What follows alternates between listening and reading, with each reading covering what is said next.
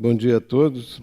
É uma alegria para mim estar aqui e vocês poderão estar se perguntando o que gratidão tem a ver com os sons da nossa vida. Eu espero que no final vocês descubram que gratidão é um desses sentimentos que pode se expressar de várias maneiras, desde o estardalhaço, o exagero na apresentação do sentimento, até no silêncio, que às vezes é o melhor de todos os sons. Eu gosto de falar de gratidão porque ela é a mais nobre das virtudes e, sem dúvida, ela é uma marca implacável no caráter das pessoas.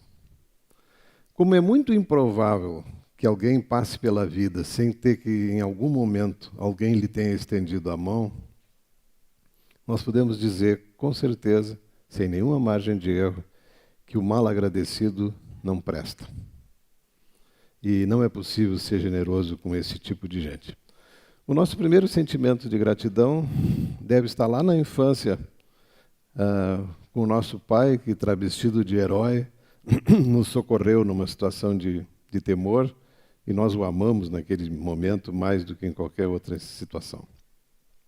Ou a nossa mãe, que varou a noite sem sono e sem fome para vigiar uma febrezinha vagabunda. Uma coisa interessante é que esse sentimento pelos pais frequentemente só é percebido quando nós temos filhos. Quando meu filho tinha 1 ano e meio, ele teve uma crise convulsiva. Isso coincidiu com um surto de meningite em Porto Alegre. E eu lembro do pânico na família, até provar que aquela crise era uma crise convulsiva febril, sem nenhuma relação com epilepsia, que era o grande fantasma, ou com meningite. O problema é que depois daquilo, cada vez que ele tinha febre, nós ficávamos sobressaltados, com receio de outra convulsão. E eu lembro de uma noite em que ele estava com febre, eu tentei de várias maneiras baixar a febre, não conseguia, parece que pai consegue menos quando o paciente é filho, e não conseguia baixar a febre, e eu passei a noite vigiando. Quando estava amanhecendo o dia, eu me dei conta que o jeito que eu amava meu filho, que era muito, eu achava ele tão bonito, depois ele piorou, mas ele era realmente muito bonito. O jeito que eu amava meu filho não devia ser original, não havia nenhuma razão para eu ter uma forma nova de amar. E que meu pai devia ter me amado da mesma maneira. E eu lembro da surpresa e do susto que eu provoquei no meu pai quando lhe fiz uma declaração de amor inesperada às 6 da manhã e ele quis saber naturalmente o que estava muito errado. Depois nós vamos nos lembrar com certeza do nosso colega que nos socorreu numa briga de adolescentes, ou da primeira namorada que fez de conta que não percebia o quanto nós dançávamos mal no baile do clube. E mais adiante, é provável que nos lembremos, e eu me lembro, da professora de português que disse para toda a classe que aquela redação devia servir de modelo para os outros. E eu me senti como um gênio da literatura finalmente reconhecido. Será uma maravilha se a nossa atividade profissional, se ela for capaz de modificar a vida das pessoas. Porque essa é a vida que vale a pena, a vida que é capaz de modificar a qualidade da vida dos outros. Eu estou convencido que nós podemos contabilizar a qualidade de uma vida pelo número de vezes que nós suscitamos em outras pessoas os sentimentos de gratidão. Quem trabalha com um médico, e o médico é uma pessoa que convive com as pobrezas e os temores e as fantasias da morte, ele acaba viciado em gratidão. É fácil entender, né? A nossa atividade está sempre margeando o sofrimento e o desespero. E nós definitivamente nunca esquecemos das pessoas que foram solidárias com o nosso sofrimento. Da mesma maneira que é um instrumento de aversão poderosíssimo a desconsideração do sofrimento. Nós podemos esquecer um favor, mas jamais esqueceremos uma desconsideração. Na atividade médica, nós aprendemos que as pessoas mais simples, as pessoas mais toscas, elas têm muito mais facilidade de expressar gratidão, porque elas nunca exercitaram a hipocrisia do convívio social. Elas nunca tiveram que aparentar serem o que não eram, e sendo o que sempre foram, elas conseguem ser mais espontâneas e mais generosas. Eu lembro de uma tarde em que chegou no hospital a Maria Emília. A Maria Emília era uma negra de uns 40 anos, uma cara bonita, tinha sofrido um atropelamento, foi atropelado por uma bicicleta e quebrou uma costela. E eu lembro que quando eu sentei com ela e o marido, que era um negro com uma cara muito enferruscada e muito desconfiado, e eu, para amenizar o encontro, disse que nós no futuro ainda íamos falar daquele atropelamento como um atropelamento abençoado, porque ele permitira descobrir um nódulo de pulmão, que era um câncer de 2 centímetros, do qual ela devia curar pela sorte que tivera de ser atropelada. Ele achou muito estranha essa associação, mas o certo é que funcionou. Ela foi operada, curou e nós ficamos muito, muito amigos. Ele era dono de uma tenda de frutas, dessas beiras de calçada, e fizeram várias consultas comigo nos anos que se seguiram. Nunca foram a uma consulta sem me levar alguma coisa de presente. Nem que fosse uma maçã, uma pera. Uma vez eu ganhei uma banana, com todo o simbolismo de ganhar uma banana do paciente, mas era a expressão de gratidão possível naquele momento. E muitas vezes eu comprei frutas azedas, comprei frutas vencidas, na tentativa de ajudá-los, porque a condição econômica deles era ruim. O ano passado, 15 anos depois, eu paro na calçada do lado da tenda dele, pergunto como é que estão as coisas, e ele me disse, doutor, muito mal, porque parece que as pessoas estão convencidas que só se deve comprar frutas no supermercado. E só para o senhor ter uma ideia, eu não estou conseguindo comprar antibiótico para a negra velha que está muito encatarrada. Eu lhe dei uma nota de R$50 para ele comprar o antibiótico, o sinal abriu e fui embora. Um mês depois, eu estou de novo parado na esquina e ele corre lá e diz, doutor, aquele dia o senhor saiu apressado e nem pude lhe agradecer, o senhor é uma pessoa boa, eu não quero passar por mal agradecido, então eu queria lhe dizer uma coisa. A minha especialidade está mais para o lado da bandidagem. De modo que se tiver alguém lhe incomodando, o senhor só me diga quem é, que um susto a gente garante. O senhor só tem que me dizer o tamanho do susto. E eu fiquei muito assustado, porque eu não tenho ideia de como é que ele classifica susto, né? Como é que é um susto médio ou um susto grande? Eu contei essa história na minha coluna em 0 Hora e terminei dizendo que ficamos combinados. Que era para dar um recado aos meus potenciais desafetos, que eu não sou um pobre médico desprotegido, eu tenho lá a minha retaguarda, né? O certo é que funcionou, né? A gratidão, ela pode algumas vezes ser exagerada, ser ruidosa, mas eu aprendi que a verdadeira gratidão não precisa de tambores. Um pediatra amigo meu me contou que ele recebeu uma criança em parada cardíaca numa grande emergência de um hospital público. E, iniciadas as manobras de ressuscitação, é uma situação extremamente tensa, porque é uma fronteira muito estreita com a morte. Ele percebeu que, enquanto eles tomavam as medidas de ressuscitação, uma senhora assistia à cena encostada numa coluna. Depois de 1h30 de tentativa frustrada de fazer aquele coraçãozinho voltar a bater, a criança foi considerada tecnicamente morta e cada um voltou à sua atividade. No fim do dia, ele saiu pelos fundos do hospital e percebeu que no meio de um pátio que havia, aquela senhora estava sentada num banco de pedra chorando, e ele teve certeza que aquela mulher era a mãe da criança morta. Ele se aproximou, abraçou-a pelos ombros e caminharam juntos até o portão de saída. Quando ela lhe tomou a mão, lhe beijou, ele ficou meio sem jeito, lhe beijou a mão de volta, e ele foi para a esquerda em direção ao estacionamento, e ela foi para a direita, para o ponto de ônibus. Nenhuma palavra. Mas é provável que nunca tenha havido um silêncio mais eloquente. E existem situações em que não há necessidade de palavras.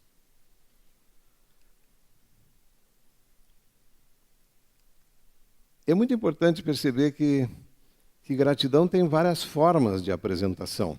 E às vezes ela tem algum requinte que permite que ela seja lembrada de maneira definitiva e curiosa. Aconteceu isso com o Eduardo. O Eduardo era um bancário de 49 anos, da Bahia, que tinha fibrose pulmonar e veio para cá para transplantar o pulmão. E toda a preocupação do Eduardo antes do transplante não era só com o fôlego. Ele queria saber o quanto com o fôlego novo a sua atividade sexual voltaria ao normal. Eu lhe disse que sim, que nós nunca teríamos um atleta sexual com falta de ar, que ele ia ficar bem. Mas ele várias vezes insistia com isso. E, meu irmão, me diga de novo, como é que é? Volta ou não volta? Não, me garanta. A preocupação dele era essa. Ele foi transplantado. 2 meses e meio depois que ele foi embora, toca o telefone na minha casa, no meio da madrugada. Eu levei aquele sobressalto de quem está habituado ao fato de que telefone no meio da madrugada significa que você vai ter que sair porque tem algum problema cirúrgico.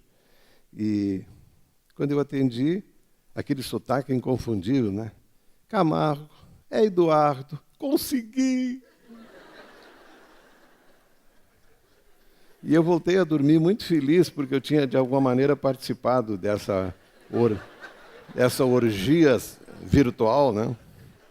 E eu tinha, na verdade, aprendido com o Eduardo um modelo novo de gratidão, que é a gratidão com urgência. Porque ele não fora capaz de esperar que amanhecesse para me telefonar. Ele ainda estava ofegante da sua proeza, mas ele precisava compartilhar com quem ele achava que tinha uma parte importante nisso. Claro que a gente fica contente com qualquer expressão de gratidão, mas eu sempre me encantei com as pessoas capazes de serem gratas, não quando as coisas deram certo, que isso parece quase obrigatório, mas quando as coisas deram muito erradas. Eu transplantei uns anos atrás um homem de 58 anos de Gravataí, o João Batista, que é um doce de pessoa. Ele sofria muito de falta de ar. Ele foi transplantado, teve uma evolução inicial maravilhosa e foi embora. 3 semanas depois da alta, ele voltou para o hospital muito mal, com febre, falta de ar e com uma combinação terrível, assim, uma rejeição aguda poderosa e uma infecção por fungo, que é uma associação praticamente sempre mortal, tanto que ele morreu 2 dias depois. Mais de 2 meses mais tarde, eu recebi uma filha querida dele, que tinha uma missão delegada pelo pai a caminho do hospital, lá durante o início da complicação. E o pedido dela era que o pai, ao morrer, ao chegar no hospital, ele dissera: minha filha, eu acho que eu vou morrer porque eu nunca me senti tão mal. Eu queria que aconteça o que acontecer, não deixe de agradecer ao doutor e diga a ele que eu faria tudo outra vez por aquelas 3 semanas que eu respirei feito gente. Infelizmente, esse tipo de gente é raro. Eu aprendi que nada aproxima mais o médico do paciente do que o paciente ser tratado com igualdade. E isso é uma coisa que assemelha o médico e o professor. Essa sincronia de afetos e sentimentos é o que faz com que o médico e o professor sejam figuras que figuram quase sempre no imaginário das pessoas com espaço para idolatria. É comum vocês ouvirem entrevistas de pessoas famosas que vão citar lá a professora da primeira infância e o médico que lhe salvou de uma situação provavelmente fantasiosa ou imaginária, do qual ele nunca esqueceu. Eu aprendi que tratar o paciente como um ser igual, revelando até, quando necessário, a fragilidade do médico, é a coisa que mais os aproximará. Eu recebi no hospital, há uns anos atrás, uma criança de 10 anos que tinha caído de uma construção e foi internada em coma profundo. Durante as primeiras 36 horas, ela fez 3 cirurgias, tinha rompido a traqueia, rompido o brônquio, uma queda de grande altura. E no dia seguinte ela foi submetida a uma cirurgia de abdômen para remoção do baço. E ela nunca acordou. 10 dias depois dessa admissão, em que eu tinha ficado muito impressionado com o esforço e a proteção daquela mãe que varava dias e noites sem dormir, sem sono, sem fome, e cuidando daquela cara linda, uns olhos enormes, com os cílios virados. Aliás, aquela cara linda atormentou muitas das minhas madrugadas depois que tudo terminou. Quando eu saí da UTI completamente arrasado com essa informação, eu encontrei a minha secretária que me disse que nós tínhamos 9 pacientes para atender. Como eu não tinha condição de atender ninguém, eu tive um impulso e pedi que ela os passasse todos na minha sala. Vocês podem imaginar o ar de surpresa deles, assim, 9 desconhecidos que entram na sala do médico e vamos ter, então, a medicina deve ter avançado muito, porque vamos ter uma consulta coletiva. E aí eu contei exatamente o que tinha acontecido. Eu perdi uma criança, um paciente muito importante, estou muito mal, e eu preciso saber se algum dos senhores tem alguma condição de urgência que eu possa pedir a algum colega que os atenda, senão eu gostaria muito que vocês voltassem todos amanhã. Porque agora eu preciso muito sair do hospital para chorar. E aí houve uma comoção naquela sala. Eram 9 desconhecidos que se abraçaram, se deram as mãos, se tocaram. E no dia seguinte, eles não só voltaram todos, como eles estavam claramente fiscalizando para ver se algum insensível pudesse não ter percebido o drama do doutor. Eles não só estavam lá todos, como durante os anos que se seguiram, vários daqueles 9 pacientes fizeram consultas desnecessárias comigo, por causa dessa história que eles achavam que merecia ser repetida, porque isso tinha marcado tanto a vida deles quanto a minha. E se vocês perguntarem, mas o que aconteceu de tão especial? Nada, nada. Simplesmente o médico admitindo que, como qualquer pessoa, nós todos temos momentos da vida em que nós não temos nada melhor para fazer do que parar para chorar. Eu aprendi que essa identidade, essa sincronia de sentimentos e de afetos é o que mais aproxima pessoas em qualquer circunstância. Alegre, feliz, sofrida, desesperada. A identidade de afetos e sentimentos é que torna as pessoas realmente conectadas. Igualdade e generosidade é uma combinação que, para mim, representa a mais segura fonte geradora de gratidão. Pratiquem e depois contem para mim. Muito obrigado.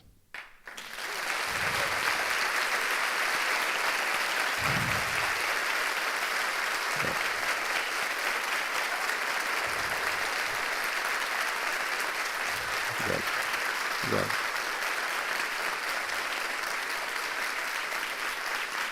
Obrigado.